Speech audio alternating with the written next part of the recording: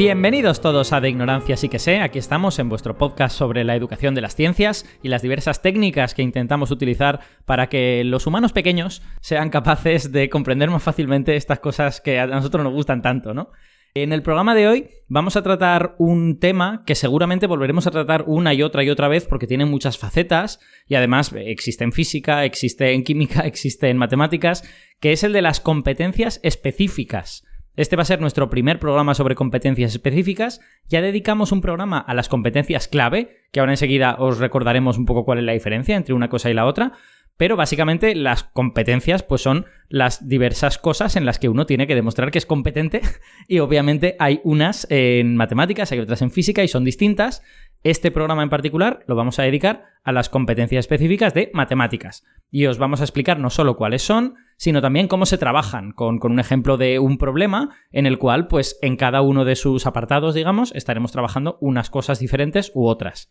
Así que nada, sin más preámbulo, voy a presentar ya a los ignorantenautas habituales de este programa, empezando desde luego hoy por Víctor Marco, que es físico y profesor de matemáticas en el IES El Grado de Valencia. Muy buenas, Víctor. Muy buenas, Alberto. ¿Qué tal? Estupendamente. Parece que hemos vuelto con fuerza, ¿eh? Bueno, nosotros tenemos esa sensación porque estamos grabando muchos programas en poco tiempo, pero nuestros oyentes en realidad lo que están diciendo es, joder, qué pesados estos que publican cada 3 semanas, ¿no? Sí. Pero bueno, ojalá continuemos con esto durante mucho tiempo. Ojalá dijeran si eso seguimos siempre. A este ritmo, bien estará. Exacto. Y desde luego también tenemos a nuestro segundo ignorantenauta, que es Javier Vargas, físico también, profesor de física y química en el IES Playa de San Juan de Alicante. Hola, Javi, ¿qué tal? Hola, ¿qué tal? ¿Cómo estáis? Estupendamente. Alberto, cuando hablabas de las personas pequeñas, ¿te referías a los hobbits o...?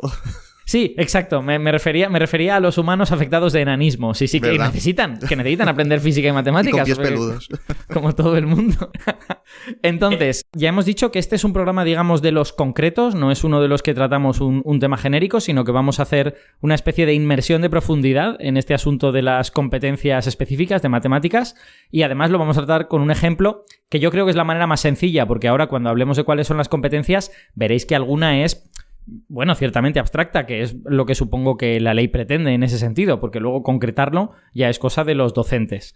Así que si os parece, vamos a empezar, pero antes de ir al tema, como siempre, os recuerdo que tenemos un correo que es deignoranciapodcast@gmail.com, que siempre lo leemos y que además nos gusta mucho que nos estéis mandando mensajes diciéndonos pues, lo que os está pareciendo en nuestra vuelta y todas estas cosas. Así que, por favor, escribidnos a deignoranciapodcast@gmail.com. También podéis comentar. Nosotros miramos sobre todo iVoox y Spotify. No sé si hay otras plataformas donde también se puede comentar. Si las hay, pues decídnoslo, por favor, porque nos estamos perdiendo ahí las cosas. Decidnos cosas y nosotros vamos apuntando ahí en nuestros documentos. Pero bueno, ya sin más preámbulo, vamos al asunto que son las competencias específicas de matemáticas. Pero antes de ir a las competencias específicas de matemáticas, vamos a recordar lo que son las competencias clave. Javi, ¿nos puedes hacer ahí un resumen rápido? Bueno, sí, pues las competencias clave básicamente son aquellas destrezas que el alumnado debe ser capaz de desarrollar o debe de adquirir a lo largo de toda la etapa de educación secundaria obligatoria. Entonces, estas destrezas son como muy amplias y son transversales y aplicables a todas las materias y a todos los ámbitos. E incluyen cosas como la competencia para aprender a aprender, la competencia ciudadana, hay competencias lingüísticas y de expresión comunicativa, hay competencias STEM sobre el desarrollo de las ciencias, tecnología, matemáticas, etcétera. Entonces, digamos que todas estas competencias clave se deben de trabajar de manera transversal en todas las asignaturas para que a lo largo de toda la educación del alumnado, una vez que acaben, el objetivo de su educación no es el aprender los contenidos en cada una de las asignaturas, sino el adquirir estas competencias. Vale, perfecto. Y en cambio, contrastado con eso, o bueno, complementario a eso, supongo, tenemos las competencias específicas que además de ser específicas de materias, también son específicas de los diversos niveles, ¿no? Hay competencias específicas de ESO y luego competencias específicas de bachillerato, ¿verdad? Eso es. Cada asignatura tiene sus propias competencias específicas que digamos que lo que hacen es concretar la forma de trabajar o las destrezas propias de cada una de las materias. Y estas competencias específicas pueden ser compartidas Porque por lo que estoy leyendo, y ahora luego si queréis lo veremos, hay algunas que uno diría, bueno, esto es una competencia de matemáticas, pero podría ser también una competencia de otras asignaturas de ciencias, digamos, ¿no? Sí, de hecho hay cosas que cuando hagamos un capítulo hablando de las competencias específicas de física, veremos cómo hay algunas competencias que solapan mucho con las de matemáticas. Sí, eso es lógico, ¿no? Porque por otro lado, las cosas en las que uno ha de ser competente en asignaturas de ciencias, pues ha de tener cierto solapamiento, lógicamente, ¿no? Si miráis la definición de competencias específicas, es que las competencias específicas son todas aquellas habilidades, conocimientos, valores y pensamientos requeridos para desarrollar de manera adecuada una tarea o un trabajo. A diferencia de las claves, solo son útiles para un ámbito en concreto, y para desarrollarlas es necesario llevar a cabo un aprendizaje diseñado para ellas. Entonces es curioso porque fijaos cómo menciona que solo son útiles para un ámbito en concreto y Alberto mismo, en cuanto se ha leído unas cuantas competencias de matemáticas, ya ha visto que solapan bastante o que son aplicables en otras ramas, al menos de la ciencia. Pero en cuanto empecemos a ver algunas de las de matemáticas vais a ver que están redactadas de tal manera que incluso en ámbitos no científicos también podríamos aplicarlas o por lo menos generalizarlas. Víctor, no sé si querías decir algo al respecto. Sí, no, yo creo que es cierto lo que dice Javi. Yo creo que quieren asegurarse tanto de que las apliques en la materia y que no son castillos en el aire ni sofismos, sino que de verdad se van a usar, que quieren decir, no, esto tienes que hacer solo esto. Pero tienes razón, están combinadas. Sí que me gustaría mencionar una cosa que no vamos a hablar de ello en este capítulo, pero dará pie para hacer otro, y es que con la LOMLOE, con estas competencias, por primera vez se te pide que tú evalúes las competencias, ya no los contenidos. Hoy vamos a hacer una actividad sobre el teorema de Pitágoras y la ley te dice que tú no vas a evaluar que el alumno conoce el teorema, sino que adquiere competencias a través de ese teorema. Vale. La competencia 3 adquirirá un 30% con esta actividad y un 70% con otra actividad que hagas 3 meses después. Vale. Otra cosa es cómo se pueda medir eso y ya lo hablaremos. Sí, lo cual lleva a cosas que te hacen plantearte el cómo evaluar, porque claro, por ejemplo, una competencia de resolución de problemas, que va a ser la primera de la que hablemos. Tú esa competencia para evaluar la resolución de problemas les vas a poner un problema. Claro, tú tienes que evaluar cómo resuelven el problema y no si han adquirido los contenidos o no. Pero claro, no pueden resolver el problema sin esos contenidos. Pero una persona podría no tener dominado los contenidos de un tema y sin embargo sí que tener una buena capacidad de resolución de problemas. Con lo cual, Sí. ¿Cómo lo hacemos para separar la evaluación de competencias de la evaluación de contenidos sin que les penalice a los alumnos? Es un tema complicado. Ya, pero yo creo que al final tú a lo largo del año vas a hacerles muchos problemas distintos de distintos contenidos. Entonces tú haces un promedio porque la evaluación es continua. Entonces de alguna forma esa nota no es la nota del teorema de Pitágoras o del problema aplicado ese. Es una nota de resolución de problemas. Cosa que lleva haciendo el sistema educativo de hace décadas. Que es poner muchos problemas y corregirlos. Chicos, me empieza a dar miedo que no sea posible dar clase de física y matemáticas sin hacer antes un doctorado en la metafísica de Aristóteles. Así que, por favor, vamos a las competencias. A las competencias. Muy bien, pues la competencia específica número 1 dice lo siguiente, la ley. Resolver problemas relacionados con situaciones diversas del ámbito social y en la iniciación a los ámbitos profesional y científico, utilizando estrategias formales, representaciones y conceptos que permitan la generalización y abstracción de las soluciones. De verdad, qué ánimo por hacer frases largas que tienen los legisladores. Es una cosa insoportable. Víctor, por favor, tradúcenos esta cosa. Sí, que querían ser filósofos y se quedaron en legisladores. Pues mira, además viene al pego primero decir, y es muy interesante que al menos en el currículum, en el adaptado a la comunidad autónoma, las competencias no tienen títulos. ¿Vale? Yo voy a decir el que yo les he puesto en mi programación didáctica del instituto. Creo que hay una buena razón para ello. Yo a esta la he nombrado con la primera frase, o el primer inicio de esa gran frase, que es resolución de problemas.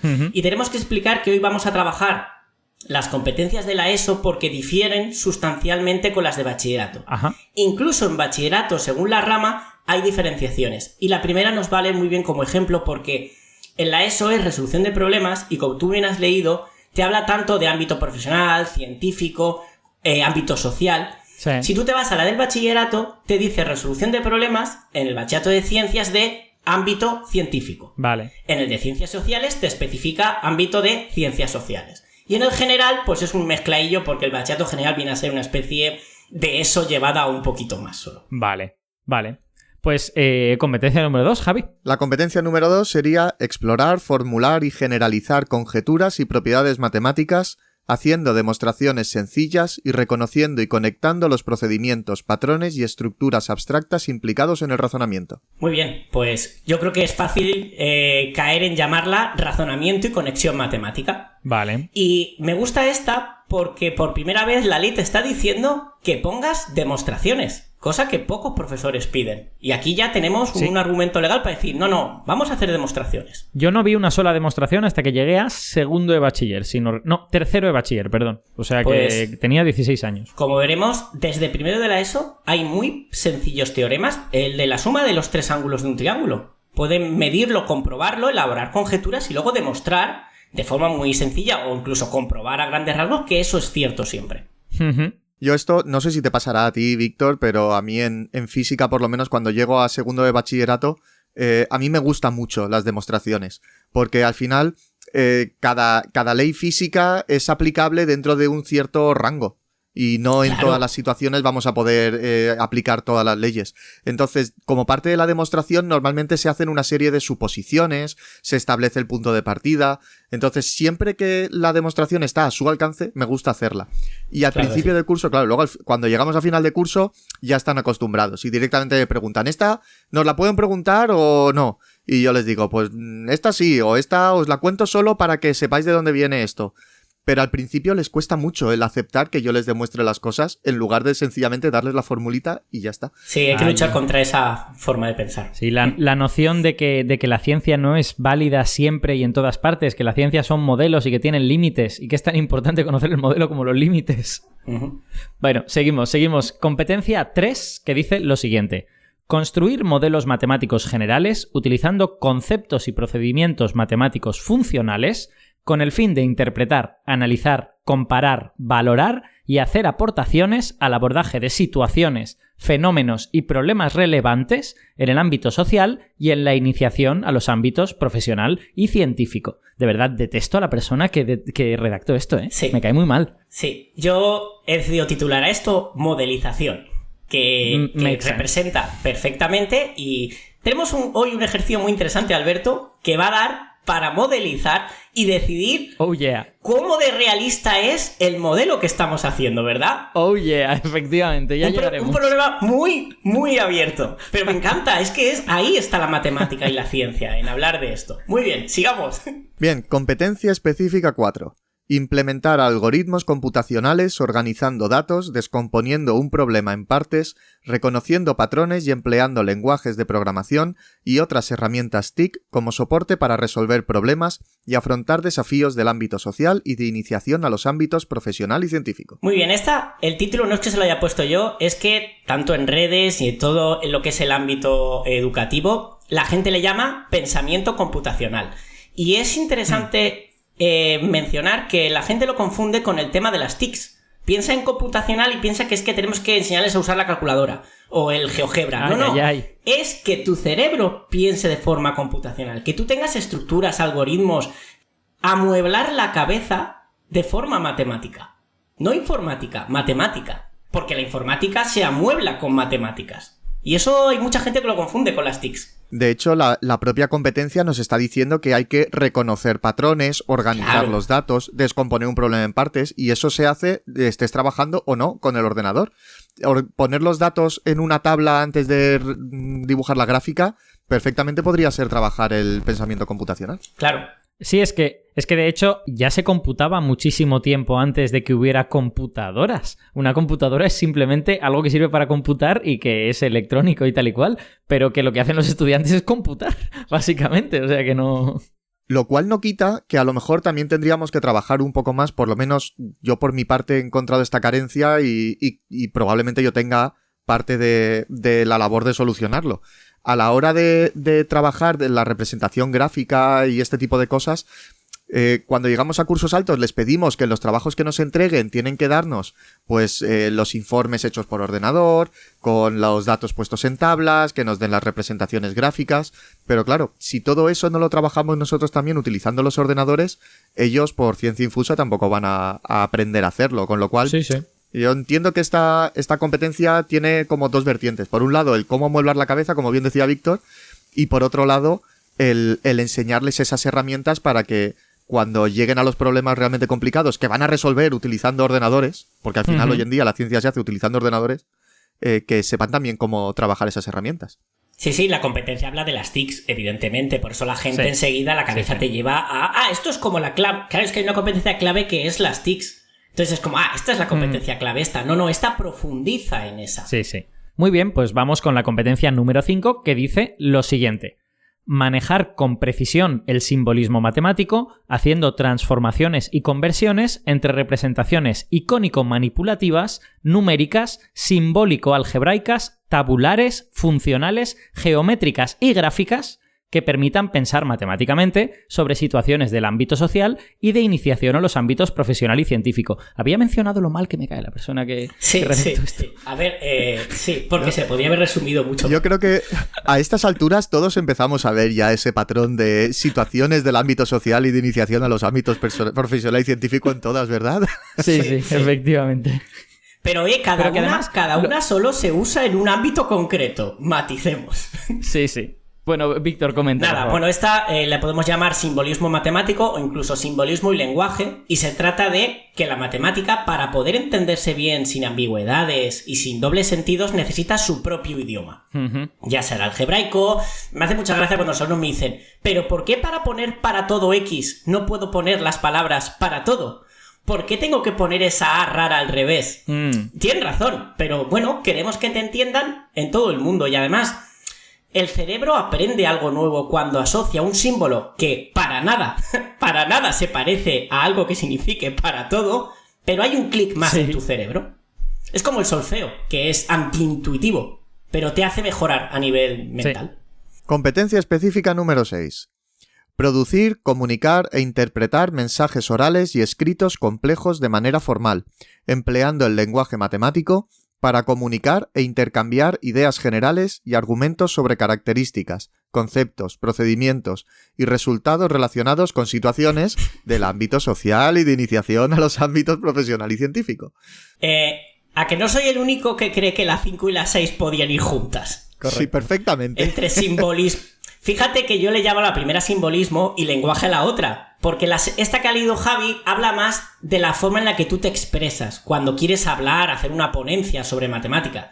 Y la otra es las palabras, y digo entre comillas, matemáticas que usas. Pero yo creo que han querido llenar páginas, porque se podría haber combinado.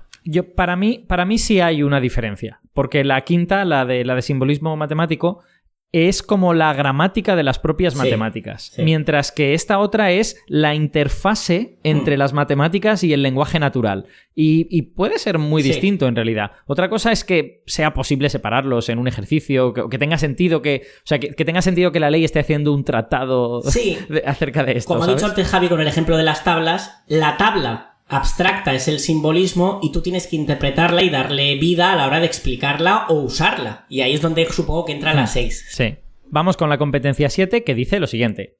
Conocer el valor cultural e histórico de las matemáticas e identificar sus aportaciones en los avances significativos del conocimiento científico y del desarrollo tecnológico, especialmente relevantes para abordar los desafíos con los que se enfrenta actualmente la humanidad. Ojo, Esta sí que es novedosa, porque te habla de historia y de cultura matemática, que es el título que le tengo puesto yo.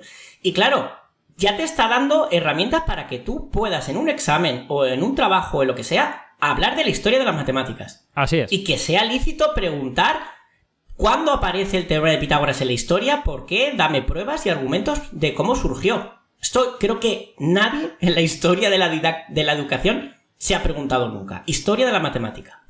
Y ahora ya puedes, y puede valer un 10% de la nota del curso o lo que tú quieras. Tengo que decir que me parece todo guapa esta competencia, que creo que obviamente la ciencia es un elemento de la cultura humana y que contextualizarlo dentro de esa cultura es importante para que hagamos un futuro mejor. Es que si la piensas, todas las otras más o menos ya se venían haciendo de alguna forma. El profesor que te pone una demostración, te hacen hacer una tabla, explícala. En bachillerato ya tienes que escribir el dominio de una función con un lenguaje adecuado y simbólico, pero estos por primera vez te obligan a que evalúes así, ¿eh? A mí me parece muy interesante y lo agradezco. Y bueno, la última. Y para terminar, competencia específica 8, gestionar y regular las emociones, creencias y actitudes implicadas en los procesos matemáticos, asumiendo con confianza la incertidumbre, las dificultades y los errores que dichos procesos conllevan y regulando la atención para lograr comprender sus propios procesos de aprendizaje y adaptarlos con éxito a situaciones variadas. El título básicamente es la primera frase que ha leído Javi, que le podríamos poner. Y esta, ojo que es un melón,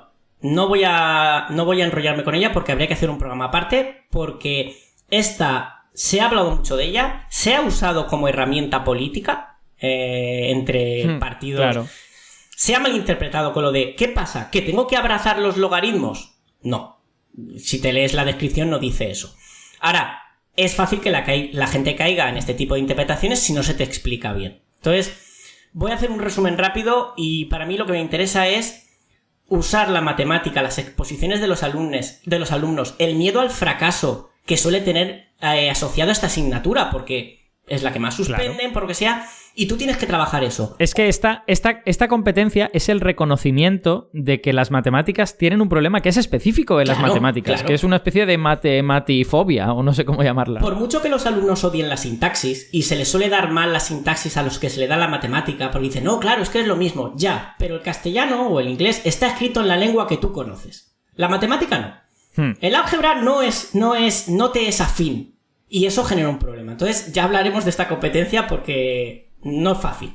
Sí, tengo un par de comentarios que hacer, que es que al rebufo de este asunto de que a lo mejor estas competencias son específicas de matemáticas, pero podría haber competencias similares en otros sitios, pues efectivamente esta última competencia, a lo mejor se podría decir que la física puede tener problemas similares, ¿no? No genera tanto miedo como las matemáticas, seguramente porque es más optativa y mucha gente huye de ella, pero podría tener problemas similares. De la misma forma que la primera de todas, la de resolución de problemas, pues hombre, obviamente hay una competencia similar que va a aparecer en física, en química y en tantos otros sitios, ¿no? Y eso lo podríamos decir de muchas otras. O sea que vamos, que vemos efectivamente que son competencias específicas de matemáticas, pero que una pequeña traslación podría llevarte por lo menos 3 o 4 de ellas a otro de los ámbitos de la ciencia sin ningún problema. Sin embargo, fíjate, la primera, la de resolución de problemas, sí que nos la vamos a encontrar en otras ramas de la ciencia, en otras materias científicas. Sin embargo, esta de gestión de actitudes y emociones, no hay ninguna competencia equivalente en física. Cierto. Y sí que es verdad que hay gente que se le da mejor, se le da peor, que llega con alguna idea preconcebida a la asignatura de física y química, pero muchas veces cuando tienen esa frustración o no se les da bien la asignatura, lo que hacen es asociarlo a que las matemáticas se les dan mal. Sí, entonces, efectivamente. Es como que este problema es trasladable también a otras, pero donde más acusado está el problema es precisamente en la asignatura de matemáticas. Sí, a mí esta competencia me parece muy acertada. Dejará de ser acertada si se petrifica, ¿no? Pero quiero decir, ahora mismo el problema está en matemáticas. Dentro de 15 años ya veremos dónde estará el problema, si está en otros sitios, pero ahora mismo efectivamente hay un problema aquí. Sí, además no olvidemos que en física, si se te da muy mal o no te interesa, en cuarto de la ESO ya puedes olvidarte de ella para siempre. Matemáticas, no. Sí. En bachillerato tienes que irte muy por latín y griego para olvidarte de ellas. Pero cuando te encuentras gente que quiere ser psicólogo o psicóloga, que dicen, bueno, en primero de bachillerato me como la física, pero en segundo ya me cojo química y ya está. Pero ahí vas a tener 2 años de matemáticas muy duras, que son las matemáticas de ciencias, que entiendo que les cueste. Entonces, está puesta ahí, yo creo que bien puesta. Otra cosa es, como tú dices, que sea incorrecta la interpretación que se está haciendo y cómo se está trabajando. Por supuesto. Bueno, pues vamos ya con cosas concretas relacionadas con esto. Vale. Víctor, cuéntanos cómo se trabaja esto en el aula. ¿Hay que hacer situaciones de aprendizaje en donde estén todas? Claro. ¿O hay que hacer una situación de aprendizaje por cada competencia, todas separadas siempre? O sea, ¿cómo se hace esto? La ley no dice nada y lo que para muchas personas es un caos, para mí es una maravilla, porque te deja libertad absoluta para que tú hagas lo que quieras. La ley lo que dice es que cuando hablemos de la evaluación es que cada competencia tiene asociados unos criterios de evaluación, entre 3 y 4 cada una, y que tú a lo largo del todo el año hayas conseguido evaluar a través de todos, de los 8x4 que haya, o 8x3, ¿vale? Entonces tú te las distribuyes, tú puedes elegir 3 competencias la primera evaluación, otras 3 la segunda, 2 la tercera, o combinarlas, que es lo más sensato. O sea que para nada en un tema tienes que trabajar las 8. Eso es imposible y absurdo. Tú tienes que distribuírtelo. Ahora, hay un curro de tu parte que tienes que conocerte bien el contenido y ver cómo lo vas a trabajar. Entonces, mi propuesta va a ser que ahora voy a leeros unas cuantas actividades, las vamos a comentar, pero solo al final vamos a debatir entre los 3 y así dejamos que los oyentes lo piensen. Vale. ¿Cuáles creen que son las competencias que, ya no solo que yo haya pensado, porque a lo mejor hay algunas que yo no he visto, que se podrían evaluar a través de estas actividades? Ya aviso de que no son las 8, si es imposible. Vale. O sea que vas a leer las 3 actividades primero de sí, tirón. Sí, las comentamos, las explicamos, ¿vale? Vale, pues les propongo a los siguientes una cosa. Nosotros vamos a hacer un documento en donde va a haber un resumen con las 8 competencias. Y además, en ese documento va a haber un par de figuras que ahora verán que vamos a utilizar en las diversas actividades. Ese documento pondremos un enlace en la descripción del programa y así ellos pueden bajárselo o verlo y mientras van escuchando lo que les estamos contando pueden estar recordando las 8 competencias, que son 8 y son muchas y a uno se le puede olvidar, y así van pensando qué competencia es la que se está trabajando en cada una de las actividades. Pero nosotros, mientras contamos las actividades, no vamos a hacer spoiler, no vamos a decir nada de todo esto. Exacto, yo creo que es más interesante. Para mí, estas 3 actividades que yo he hecho a lo largo de 2-3 días en clase, porque estas las he probado en clase, formarían una única situación de aprendizaje. Vale. Que yo llamo el teorema de Pitágoras. Pues a por él. Pues venga, empezamos con la primera actividad. Voy a leerlo básicamente tal cual lo hago en clase. Proponemos al alumnado que construyan una regla muy especial para medir. Será una regla que por uno de sus lados, de su borde, medirá los clásicos centímetros. Vale. Pero por el otro habrá una medida inventada por ellos. Ellos elegirán una cantidad, un cacho de algo que le podrán llamar con el nombre que quieran y además tendrán que crear el nombre de la medida y el nombre de la unidad y el símbolo de la unidad.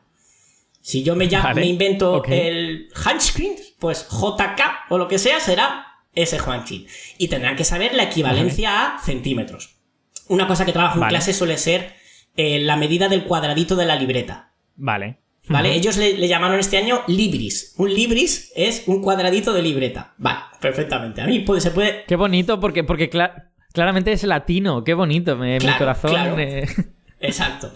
Vale, ya tenemos nuestra regla, que recordemos que por un lado puede llegar hasta, 10, 20 centímetros, y por el otro hasta lo que sea, ya sean más grandes o más pequeños que centímetros. Pensemos que esta situación de aprendizaje de geometría tiene que venir después de haber trabajado proporcionalidad. Entonces ellos tienen... Si un libris es 1,5 centímetros, pues ellos saben sacar cuánto van a ser 2 libris, 3 libris o lo que sea. ¿Vale? Entonces tenemos nuestra regla de cartulina. Y entonces empezamos con lo siguiente. Tienen que construir en su libreta 2 triángulos rectángulos. Con la restricción de que cada uno de ellos tienen que tener en sus bases 4 unidades. Que serán 4 centímetros o 4 lo que sea. Y unas alturas, que será el otro cateto, de 3 unidades.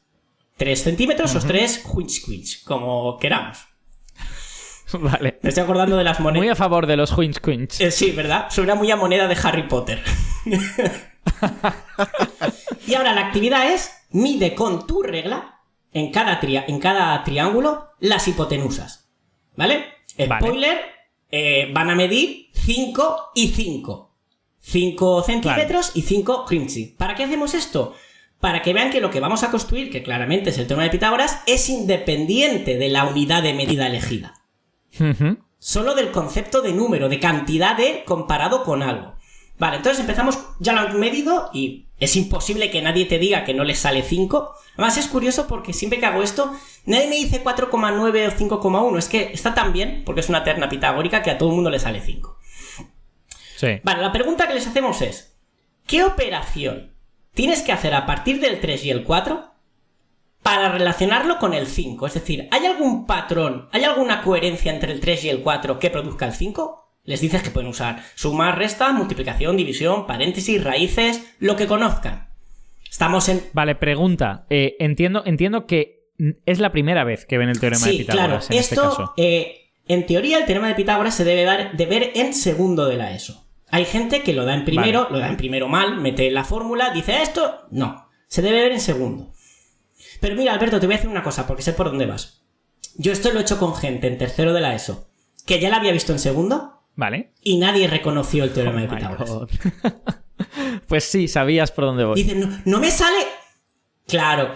Pues dice, si ya lo saben, 3 al cuadrado más 4... Pues no, fíjate cómo se ha enseñado que si no te ponen la formulita y todo, tú... Ah, sí, el teorema de Pitágoras para ellos no es una relación entre lados, es una fórmula que hay que aprenderse para vomitar. De esta forma encuentras la relación, que es lo que yo quiero buscar. Vale. Damos por sentado que nadie, y si alguien lo encuentra, genial, porque puedes valorar algo aparte, en ese alumno en concreto, nadie va a encontrar que la relación no es directa entre los lados, sino entre los cuadrados. Así que entonces les propones, sobre esos triángulos, construir los cuadrados cuyos lados son los lados del triángulo rectángulo. Es la clásica imagen que todos hemos visto de un triángulo rectángulo con el cuadrado grande de la hipotenusa a un lado y los de los catetos a los otros. Y entonces les vuelves a preguntar, ¿qué relación observas? Y os digo que prácticamente para el 80% del alumnado, súper rápido darse cuenta que es la suma de las áreas de los pequeños es la grande. Vale. Y ahora es cuando viene lo que para mí es el momento clave de esta actividad. ¿Son capaces de escribir en una frase qué está pasando ahí? Oh. O sea, no es decir, sí, las sumas da el otro. No, las sumas da el otro no es nada. Lo que estamos buscando es que lleguen a poder escribir que el teorema de Pitágoras es la relación entre las áreas. Porque no es una relación entre lados. Es entre lados a partir de que tú en la fórmula escribes lados. Pero la relación es de superficies. Sí, claro que sí. Lo cual dice mucho del teorema. Y sobre todo una pregunta importante. ¿Era importante la unidad de medida que has utilizado? Y eso tiene que... Aquí, claro, lo estamos spoilereando porque queremos sacarlo, pero hay que dar tiempo. Esto no puedes coger y si los chavales no llegan lo cuentas tú. Hay que dejarles trabajar. O ponerlo como deber, que lo piensen. ¿Cuánto tiempo? O sea, ¿tú cuánto dedicarías a esto que hemos visto hasta ahora? A esta actividad... A ver, piensa que en matemáticas tenemos una hora o 55 minutos. Entre que lo planteo y todo, yo esta actividad le dedico toda la hora. Vale. Y si puedo y tengo paciencia, es que también depende del grupo, Alberto, porque a veces, como no están acostumbrados a esto, se ponen muy nerviosos. No les sale. Luego tienes a 4 personas que te lo han pillado a la primera.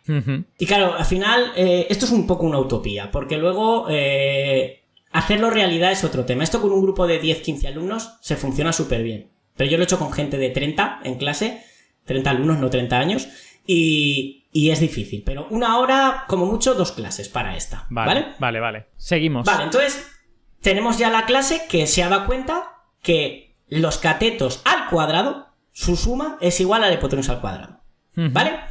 Pero no vamos a decir que esto se llama teorema de Pitágoras. Vamos a ir a un paso más. La pregunta es, ¿crees que esto va a pasar siempre? Vale. Entonces, cogemos y repetimos y les damos más ternas pitagóricas. Tenemos una lista infinita. Pueden ser o canónicas, que son tríos de números que no se reducen a este 3, 4 primero. O podemos hacer, igual que tenemos el 3, 4, 5, el 6, 8, 10, o lo que queramos, porque para el objetivo de esto no importa que sean reducibles a este o no. Con muchos, todos los que podamos.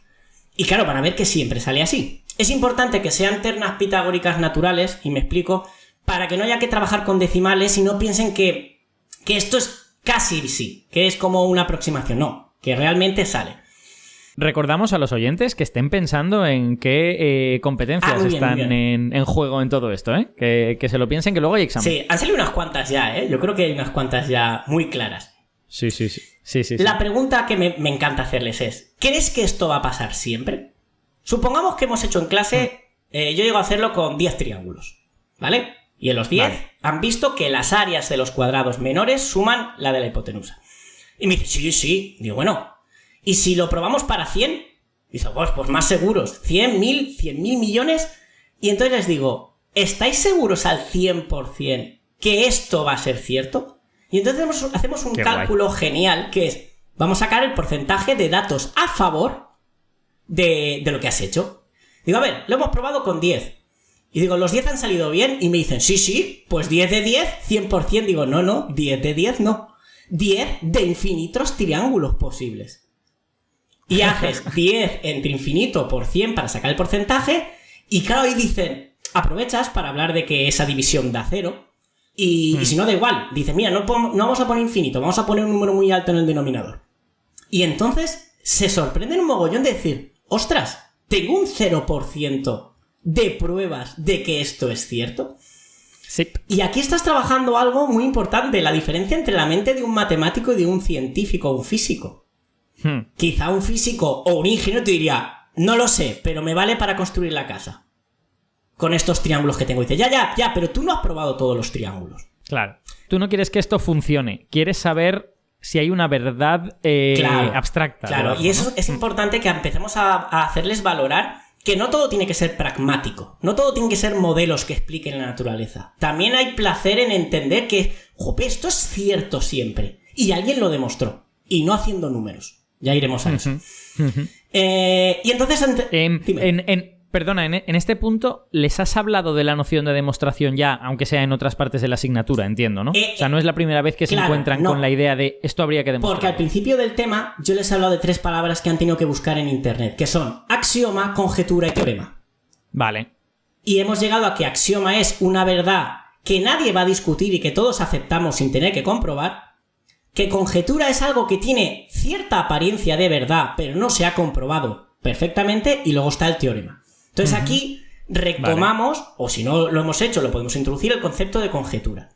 Y entonces viene la actividad 2, que esta va directa a lo que va, que es demostración del teorema. Esto, si lo estamos haciendo en segundo de la ESO, esta actividad 2 o tendría que esperarse y retomarse cuando hayamos visto álgebra, o simplemente dejarla para tercero de la ESO. Tampoco es necesario demostrárselo para ellos. Después decir que esto ya se demostrará en su momento. Vale. Y si hay alguien súper interesado, a lo mejor sí que le rediriges a que mire las cosas porque... Claro, sí. O si solo es un par de personas, les puedes mandar por correo unos vídeos de YouTube de la clásica demostración que hay. Que a mí me parece maravillosa, porque es una demostración, lo que vamos a comentar, que es que no requiere de nada. De hecho, para mí, yo siempre les digo que para mí un axioma, aunque no lo es realmente en geometría, pero para ellos me vale, es el concepto de área. El área es base por altura en general, siempre, y para mí eso es axiomático. Y con ese único conocimiento, y que el todo es la suma de las partes, tú demuestras el teorema de Pitágoras. Y ese sí que es un axioma de Euclides, el todo es la suma de las partes. Bueno, ¿intentas, Alberto, explicar cómo es el dibujito este...?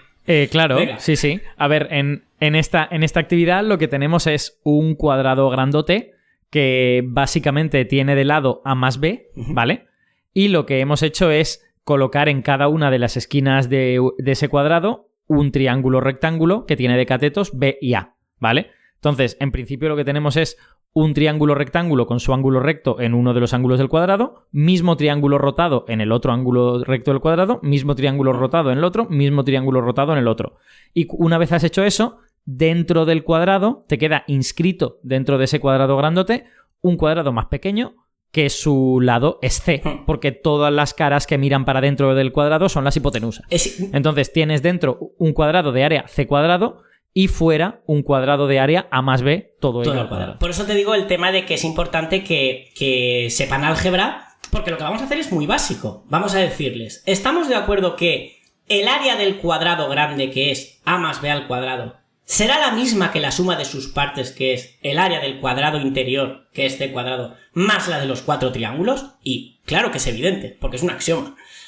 Y simplemente Es que ni siquiera tienes que saber identidades notables, porque la gente se vuelve loca con ellas. A más B al cuadrado. Bueno, pues haz A más B por A más B y que salga lo que tiene que salir. Es más, la Lonloe te dice que en segundo de la ESO no hay que hacer identidades notables. Tienen que hacer productos de monomios y polinomios.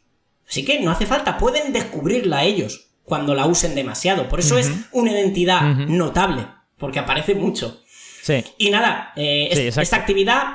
Esta sería una de las actividades en las que ellos ya, con pocas directrices, lo pueden hacer solos, o lo haces tú en clase y te siguen. Una actividad que llaman clase magistral, que a mí la expresión está muy denostada últimamente, y la clase magistral es la clase del maestro. Que hay que combinarlas con estas. Entonces yo aquí haría yo la demostración y ellos me seguirían. Iría muy despacio. Yo entiendo que aquí la clave detrás de la demostración con este dibujito en particular es que el cuadrado de dentro es C cuadrado su área, que es uno de los lados del teorema de Pitágoras, y luego tiene las áreas de los triángulos que en principio debes saber calcularlas, ¿o no? Sí, porque el teorema de Pitágoras en mi tema de geometría es lo último que trabajamos. Primero han trabajado... Yo les doy, digamos, 4 axiomas básicos inventados por mí, que son: el perímetro de una figura es la medida de su contorno. El área de una figura en general es base por altura. Y el volumen de una figura en general es área de la base por altura. Y luego meto un cuarto axioma que me encanta, que es a veces hay que hacer cambios. Entonces... Eso no es un axioma, eso es un cajón de desastre. No, porque un axioma es una verdad que todos aceptamos. Y todos aceptamos que a veces hay que hacer cambios. Yo les digo Qué bonito, sí, esto es muy oriental, pero no muy matemático. Alberto, yo les explico que son axiomas que yo me invento para trabajar esto. Que los axiomas de la geometría, además se los busco en internet, son otros. Pero bueno, ¿para qué? Para que cuando yo coja el área del rectángulo, vean que el triángulo simplemente es la del rectángulo partido por 2. Ese es el cambio al que me refiero. Que con una pequeña modificación deduces... O sea, para mí el área del triángulo no deja de ser una especie de teorema o teoremilla que viene de algo previo, que es la del rectángulo. Entonces, con esos 4 conceptos, de forma natural, sale el teorema de Pitágoras. Y además les mola, dicen, ¡ostras! Vale. Y aquí donde tenemos que incidir es que al haber usado álgebra, ahí hay infinitos triángulos. Porque yo no me estoy mojando ni casando con ninguno. Claro, porque has dicho catetos A y B y hipotenusa C, y ya está. No has puesto la única restricción es que es un triángulo rectángulo, pero esa figurita que ha descrito Alberto podía ser infinitamente grande, infinitamente pequeña y pasar por los infinitos casos que hay entre ellos. Y entonces... Para los oyentes, por cierto, que no estén imaginándose la demostración en su cabeza, que tienen todo el derecho del mundo porque no están viendo el dibujo que yo estoy viendo, básicamente aquí hay una igualdad, que es que el área del cuadrado grande es A más B, todo ello al cuadrado, pero es que el área del cuadrado grande también es C al cuadrado más las 4 áreas de los triángulos que hay alrededor, que tienes que ingeniártelas para calcularlas. Entonces tú igualas esas dos cosas y te va a salir el teorema de Pitágoras de una forma. Sí, empiezas a cancelar cosas, además es que es un paso, o sea, es una demostración que a mí nunca me la habían hecho, la vi preparándome las oposiciones y dije, ¿por qué esto no es obligatorio? Que la gente que salga del instituto tiene que haber visto esto.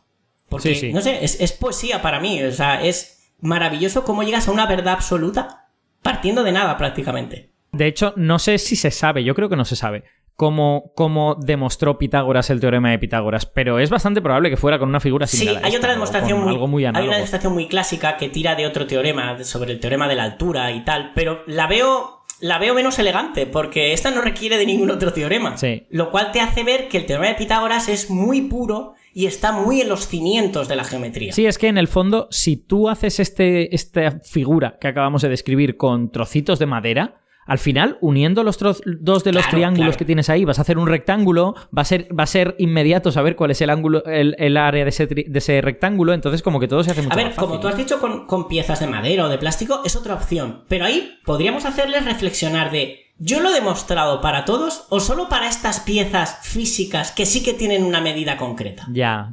Claro. Pero está muy bien porque puedes hacerlo en segundo de la ESO con las piezas y en tercero con esto. Y recordarlo, o sea que se pueden hacer virguerías con todo esto.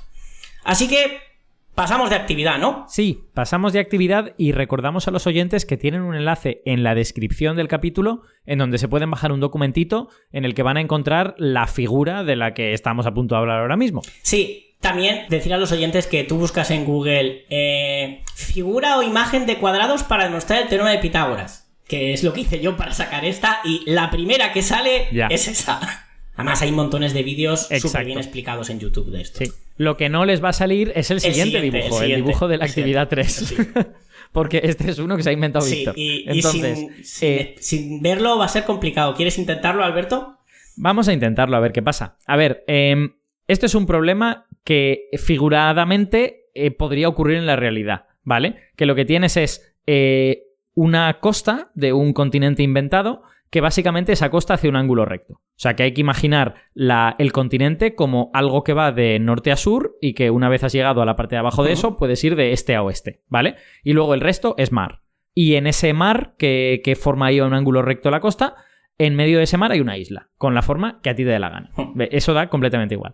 Y en la isla hay 2 columnas que se pueden ver desde la costa. No está tan lejos. O son columnas muy altas o la isla está muy cerca, lo que sea.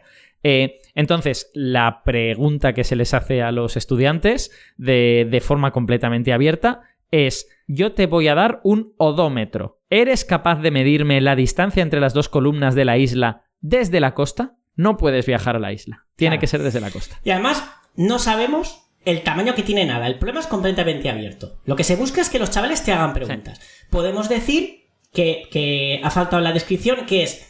Podemos decir que un pilar lo ves algo más lejos que el otro, lo cual te hace pensar que no está ni paralelo a una costa. La distancia entre los pilares no es ni paralelo a una costa ni paralelo a la otra. Digamos que está en una especie de diagonal. Vale. La costa es un sistema de coordenadas, Y y X. ¿Vale? Entonces, ¿qué tienen que hacer primero? Buscar lo que es un odómetro. Que es como... Porque no lo saben, ¿no? La diferencia... Yo sí que lo sabía cuando lo dijiste. En su defensa diré que yo no lo sabía. Pues... sí, luego cuando los vi sí que los conocía, pero no les había puesto nombre. Claro, no sabía que se llamaban yo odómetros. tuve que buscarlo para preparar la actividad. Yo sabía que había una ruedecita muy ingeniosa que es lo mismo que usa el coche para medir la distancia recorrida. Que aquí además hay un problema de física muy guay que se podría relacionar, que es, sabiendo la rueda, su radio y tal, contando vueltas. Lo que hace el odómetro es, cada vez que la rueda da una vueltecita, es una rueda con un mango, hace un clic y va contando clics. Cada clic es una vuelta. Tú sabes el radio, sabes el perímetro. Exacto. Y sabes la medida de lo que quieras. Además, no importa que tenga irregularidades el terreno, te las va a medir también. Efectivamente, es famosa la anécdota, supongo que habrá otras también. Los odómetros son muy antiguos, yo entiendo que se usan desde antes de que hubiera escritura, prácticamente. Es famoso que Alejandro Magno se llevó a 4 medidores de pasos. Se llevó a 4 personas consigo hasta la India para poder, digamos, cartografiar todo el imperio que estaba conquistando. Con lo que, si queréis, podéis dar incluso una clase de historia en medio de este ejercicio. Vaya. Nada que ver con lo que estamos hablando, sí. ¿Verdad? Muy bien. Entonces, mi objetivo es que ellos me pregunten cosas, porque claro, no hay datos, no sabes cómo interpretarlo, ¿verdad, Alberto? Tú no sabes si la distancia es tan grande que la isla ya se ve como hundida por la curvatura de la Tierra. Sí, a ver, yo cuando vi este problema por primera vez, que es hace 2 días, que me lo mandó Víctor, se me ocurrieron muchas cosas, de buenas a primeras. La primera es, bueno, la Tierra realmente es esférica. Entonces, si la isla está muy lejos, y me dije mismo, Alberto, no segundo de la ESO. Víctor no quiere hacer esto. Exacto. Víctor no quiere hacer esto, por lo tanto, supongamos que es un trocito de tierra muy pequeño en el que la Tierra se puede considerar plana. No pasa nada. Pero lo segundo que me imaginé fue, es que no sé cómo hacer este problema. Porque, claro, yo lo que pensaba es en una costa real, en la que la costa pues tiene entrantes, salientes, el mar está moviéndose, tal y cual. Entonces, tú no... En una costa real no tienes una línea de la costa bien definida. La línea de la costa pues es una cosa complicada, que entra, que sale y tal y cual. Entonces yo decía, vale, tengo que medir la distancia entre las 2 columnas de la isla sin poder utilizar ningún tipo de referencia geométrica más que las propias columnas. Exacto. Entonces dije, vale, yo puedo hacer una cosa. Puedo ponerme en la línea en la que las 2 columnas están superpuestas. Yo esa línea la puedo conseguir sin ningún problema. Pero más allá de esa línea no sabía hacer nada más. Decía, vale, ahora a partir de esa línea camino hacia el norte y... Pero claro, ¿cuándo sé cómo he llegado, digamos, a la perpendicular? O sea, claro, yo entendía que la distancia entre las 2 columnas se puede entender como la hipotenusa de un triángulo rectángulo en el que hay un cateto vertical que puedo medir desde la costa norte-sur y un cateto horizontal que puedo medir desde la costa este-oeste, ¿vale? Eso lo entendía. Pero lo que no entendía es cómo narices saber dónde empieza el cateto y dónde termina. Y ahí Pero es que esto es lo interesante de este ejercicio, por eso está puesto al final. Porque tú te pones lo que tú, como humano que está midiendo con los ojos, cree que es tener el pilar de frente, que eso va a depender de a qué distancia está la isla. Si está muy cerca, el error va a ser menor. Pero cuanto más lejos esté, tú te mueves y para ti, digamos, que respecto a ti se mueve menos el pilar. Entonces tú tienes que aceptar, y estamos dando pistas a los oyentes sobre las competencias, que esto va a tener una validez. Entonces para mí, el pilar está de frente. Y como dice Alberto, me muevo desde ese punto de forma vertical en mi eje Y de esta península extraña, o de esta costa. Y con mi odómetro... Cuando Víctor dice el pilar está de frente es, yo tengo una costa suficientemente recta como para decir la línea que me une con el pilar es perpendicular a la costa. Y claro, si tengo eso sí que puedo definir los catetos, pero si tu costa es una cosa que hace entrantes y salientes, estás muerto. Es muy difícil hacer eso. Sí, bueno, pero tenemos que matizar que no importa que la costa, lo que es el borde con el agua, tenga entrantes y salientes, sino que mientras yo me muevo de forma vertical, o vertical en el mapa, yo no suba y baje mucho. Sí. La costa puede tener rompientes, porque yo lo que voy a hacer es una proyección de ese cateto en mi costa. Sí. Y ya tendré que buscar una línea lo suficientemente recta. Claro, yo lo que no sabría es dónde pararme. Yo lo que no sabría es, bueno, ¿en qué momento estoy alineado con la segunda columna? Digamos que he conseguido alinearme con la primera. ¿Cuándo me paro? Pues bueno, básicamente el problema es el mismo. Fijaos la maravilla que Alberto resolvió el problema matemático, pero lo que le tiene ahí dándole vueltas es el problema físico. Claro. Sí, claro. O sea, aquí tenemos como dos niveles de resolución del problema, que uno es la abstracción matemática, que todos tenemos claro el cómo se tendría qué medidas necesitaríamos para poder resolver esto, pero luego una cuestión diferente sería vale, ¿y cómo haría esas medidas en el mundo real? Exacto. Efectivamente. Es que, claro, yo, llevado por todo esto de que estamos hablando de la antigua Grecia, esto es el teorema de Pitágoras y tal, digo, buah, esto seguro que es una cosa que planteó algún griego y que se puede hacer y tal y cual, y yo dije, hostia, yo no tengo ni idea de cómo hacer esto. Fíjate, esto me pasó una vez, que corrigiendo olimpiadas de matemáticas, que me tocó en un instituto donde estuve de interino, y un problema que me tocó corregir de primaria, que tenían que hacer de nivel de primaria. Yo lo pensé y dije, bueno, claro, esto es una ecuación fácil y tal. Y me dijeron, ellos no saben resolver ecuaciones. Cuando sabes más, piensas de más. Y lo complicas todo más. Porque evidentemente mis alumnos, ninguno se planteó irregularidades en el terreno. De hecho, lo que dice Javi, ellos se dedicaron solo a la parte matemática. A mí me hubiera encantado que hubiera surgido este debate de, bueno, ¿cómo de bueno va a ser la aplicación del teorema de Pitágoras? Fijaos que estoy evitando todo el rato la palabra que quiero evitar.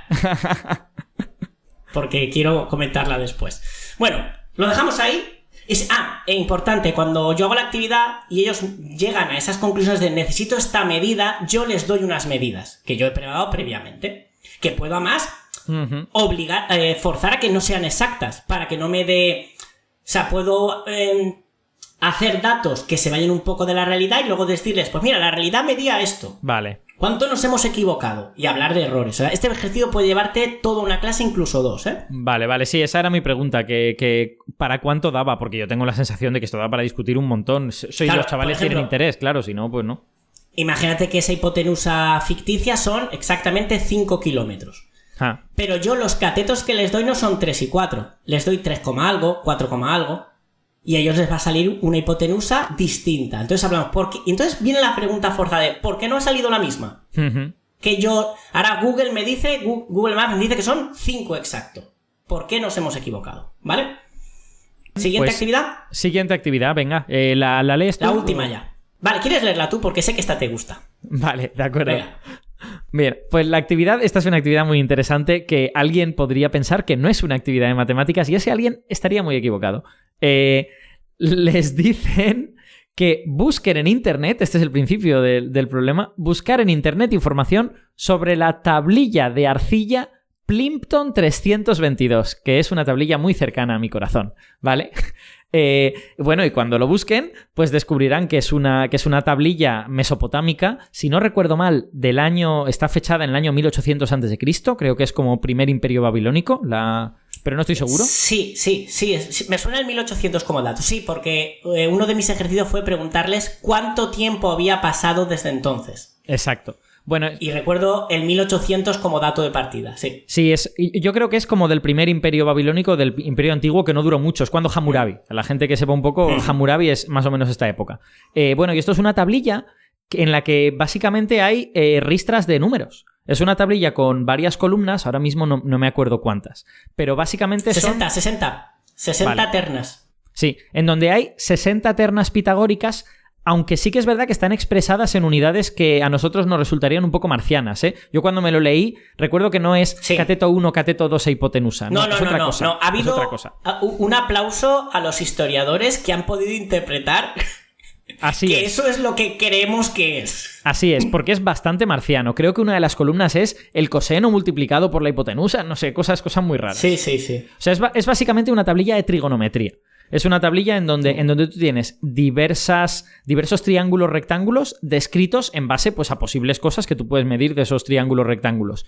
Y no está muy clara su interpretación histórica, en el sentido de que no se sabe si es digamos, el resultado de un ejercicio, alguien que estaba aprendiendo matemáticas y que hace todas estas ternas pitagóricas para comprobar que efectivamente ha entendido el teorema de Pitágoras, o si es más bien la tabla de un ingeniero, algo que un ingeniero se llevaría cuando tiene que medir un campo o construir una casa o algo por el estilo y que aplicará para hacer eso. Y como lamentablemente el contexto de la tablilla no permite decirlo, no se han descubierto otras tablillas similares en el mismo contexto y la propia tablilla solo tiene columnas con números, pues es complicado de decir y es muy interesante a nivel de historia de las matemáticas porque, claro, estamos hablando del año entre 1800 y el 1600 a.C., estamos hablando de 1000 años antes de Pitágoras, con lo que esta gente que no sabemos si había planteado matemáticamente el teorema de Pitágoras, como mínimo sabía lo que los estudiantes de Víctor están descubriendo, que es que el teorema de Pitágoras existe y que uno puede construir muchos triángulos, rectángulos y todo lo cumple. Sí,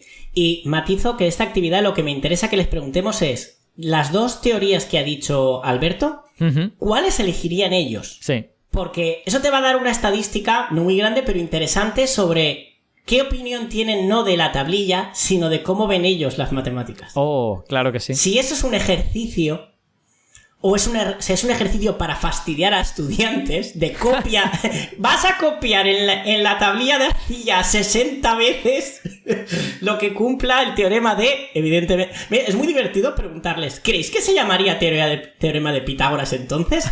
Y algunos te dicen sí, y dices, no, puede ser. Y claro, ahí avanzas un poco más en la historia. Sí, a ver, a mí... Y hasta aquí hemos llegado. Yo tengo que decir Dime. que este ejercicio me parece muy bonito porque creo que es llevar a los chavales a un terreno extremadamente técnico, porque no tanta gente conoce la existencia de estas tablillas babilonias y tal y cual, pero que en realidad no es técnico. En realidad es lo que ellos están estudiando. De hecho, es posible que esta tablilla fuese hecha por un estudiante, no sé si de la edad de ellos, o a lo mejor un poco mayor, pero vamos, ahí estaría. Sí. Entonces, me parece como muy guay en el sentido de que entren en contacto con el mundo real.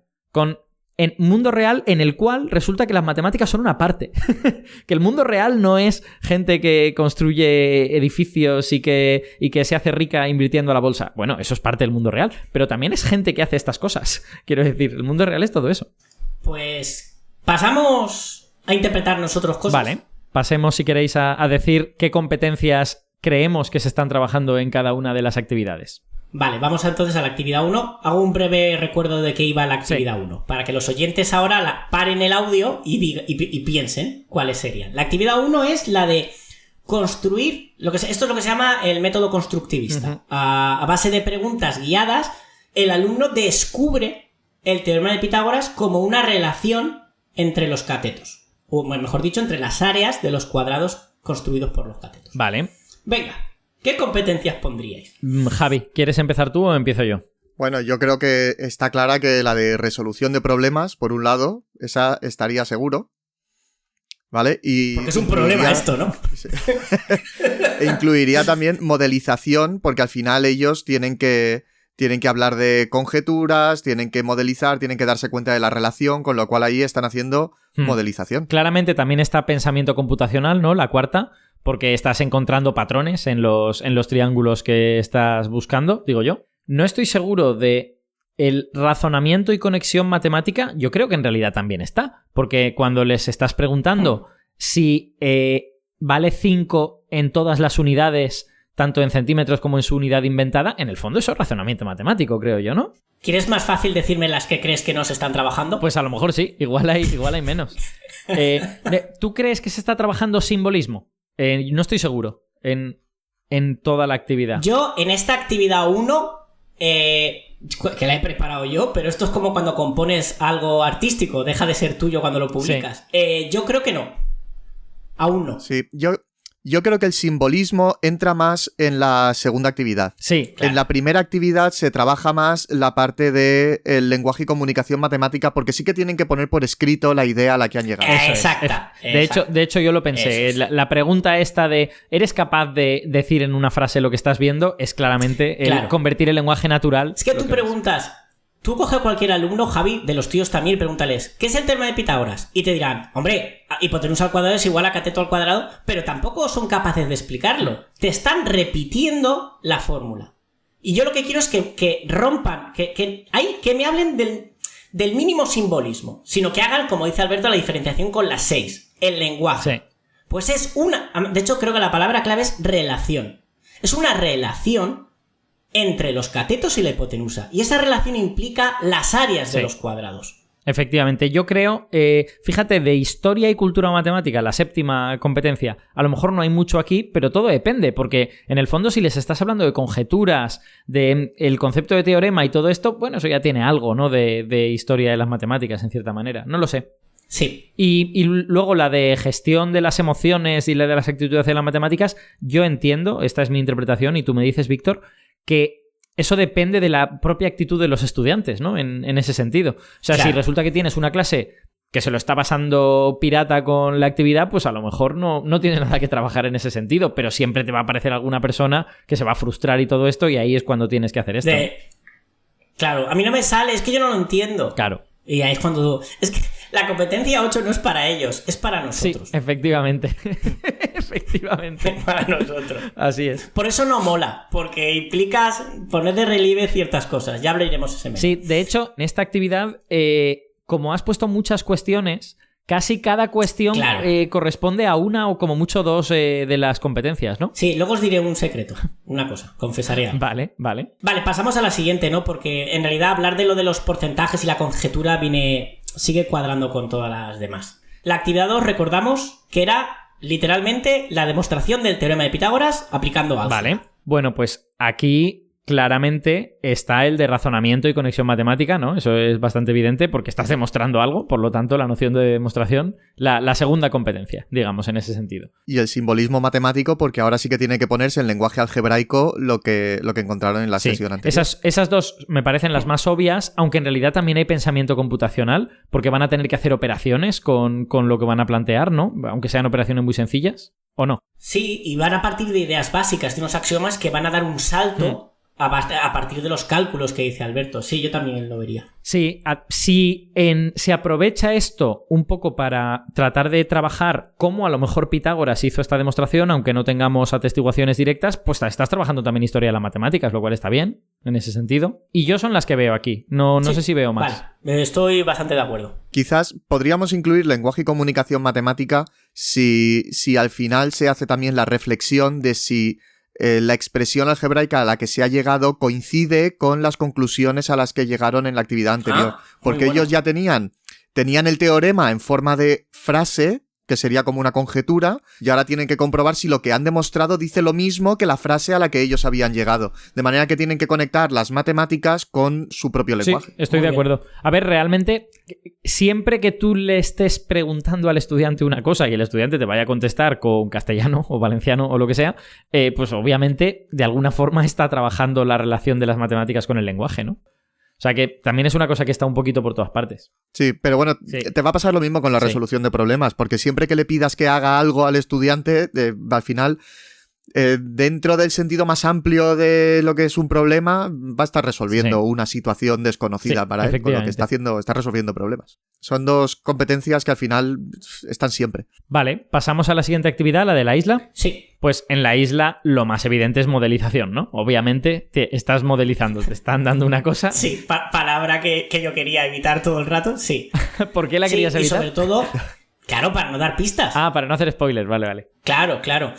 Además, han salido cosas que yo no pensé en su momento, solo por el debate que ha generado, y ni siquiera hemos hecho cálculos. Uh-huh. Y puedes hacer esto con ellos sin hacer cálculos.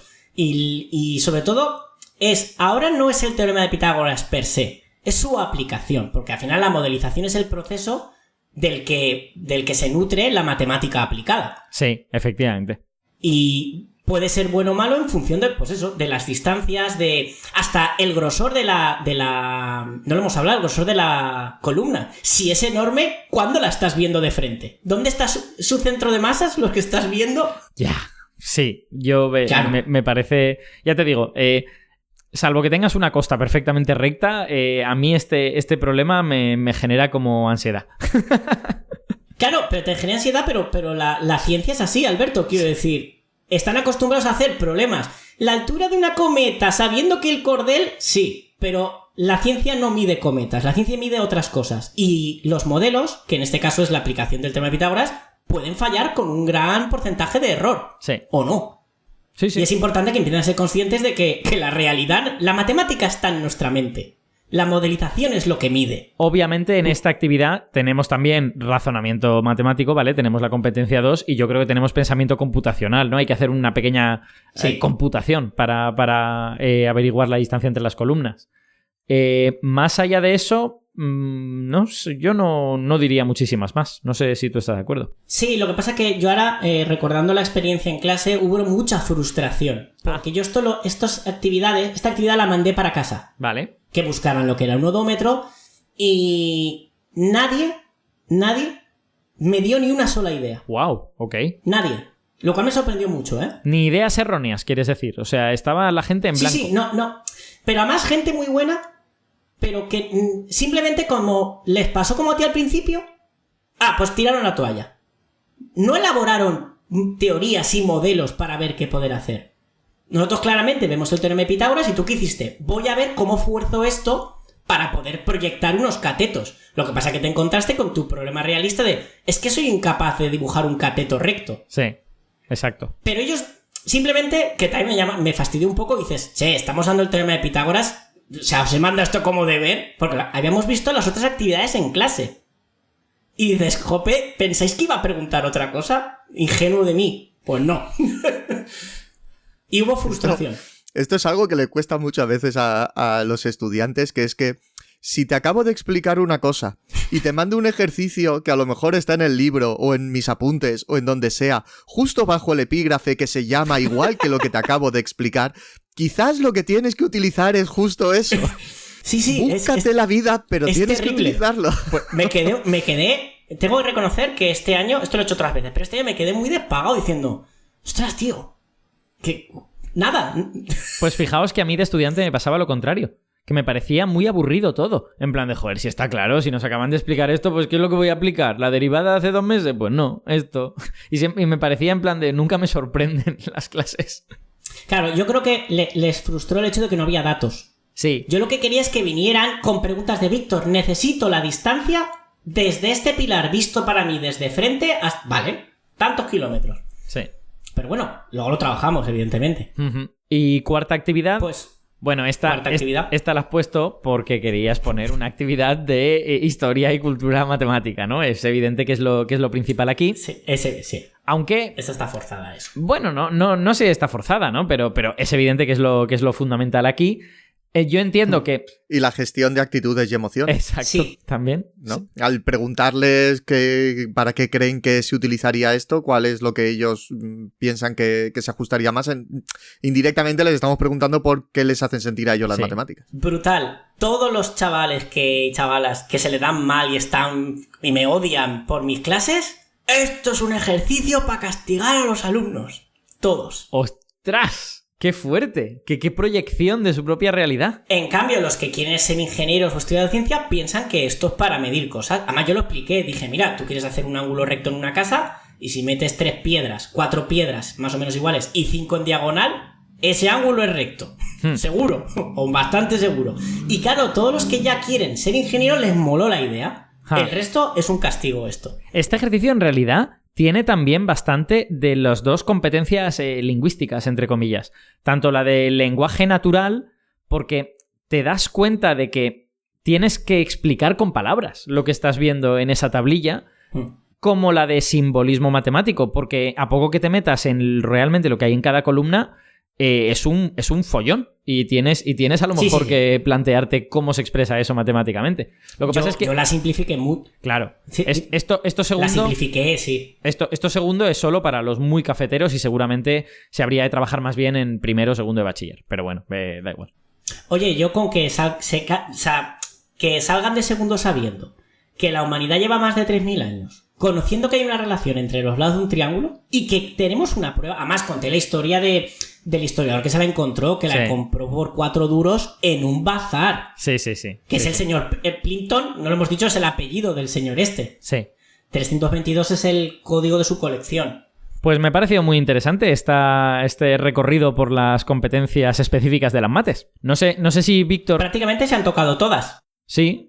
No sé si quieres comentar alguna cosa más de cómo aplicar esto, No, de bueno, cómo te vienen a la idea este tipo de problemas. Pues mira, las dos últimas tengo que decir que son recientes, las he empezado a hacer este año y las he sacado de interpretar la ley. Dije, ¿cómo hago algo de modelización con el tema de Pitágoras? Que no sea saca la altura de la montaña o del árbol. Y se me ocurrió lo de los pilares.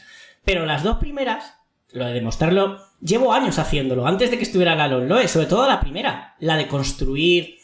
Hace, pues, más de 10 años, simplemente se me ocurrió que comprobaran que el teorema de Pitágoras medía cosas de verdad. Y dibujaron un triángulo y recuerdo que se sorprendieron. ¡Ah! Sale lo mismo que con el cálculo. Uh-huh. Y eso me dio la idea de decir, a partir de ahora voy a construirlo así porque les sorprende. ¡Qué guay!